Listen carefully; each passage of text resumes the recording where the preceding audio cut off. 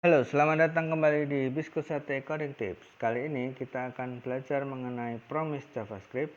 Sebelum lanjut, jangan lupa untuk like, subscribe, dan nyalakan notifikasimu untuk mendapatkan video yang lebih excellent.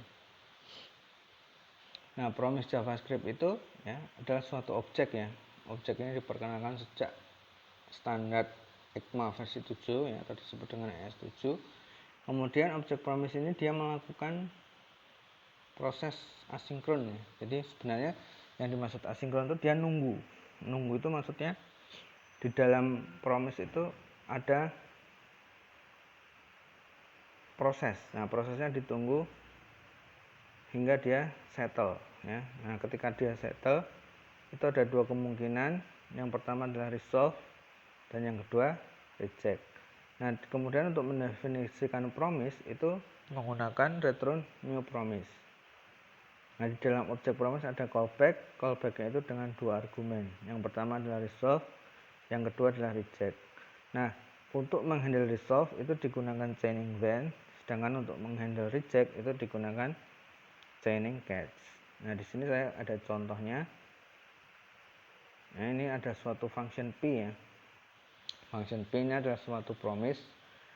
Kemudian di dalam promise-nya itu ada sebuah loop panjang dari 0 sampai 1 juta.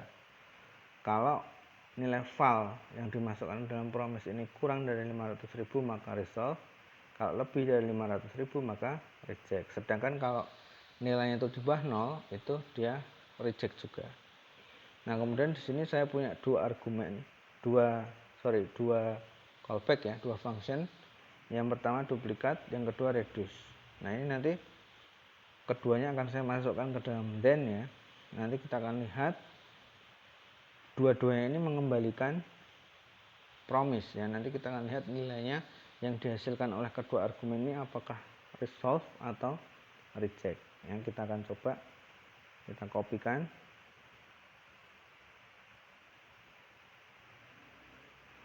ke dalam MDN ya. Ini MDN-nya sudah ready. Kita kopaskan di sini.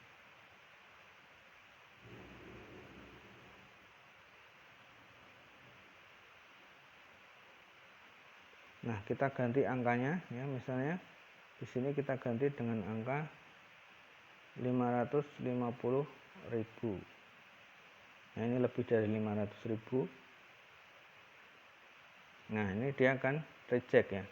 Ada tanda R di sini masuk ke dalam chaining catch ya, ada tanda R di situ menunjukkan dia reject karena lebih dari 500.000. Kalau kurang dari 500.000 ya, misalnya kita ganti dengan angka 350.000 atau 360.000 ya. Kita coba. Nah, 720.000 kemudian dia reject ya, karena 720.000 tadi lebih dari 500.000 ya, begitu. Jadi yang 720 itu resolve, kemudian 720 masuk ke dalam promise karena lebih dari 500 maka dia akan reject. Kemudian kalau kita masukkan angka di bawah,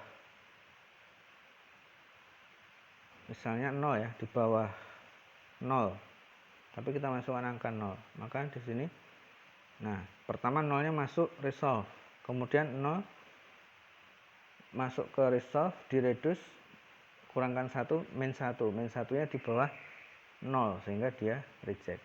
Nah, demikian untuk tips kali ini, semoga bermanfaat. Jangan lupa like, subscribe, dan nyalakan notifikasimu untuk video yang lebih excellent. Sampai jumpa.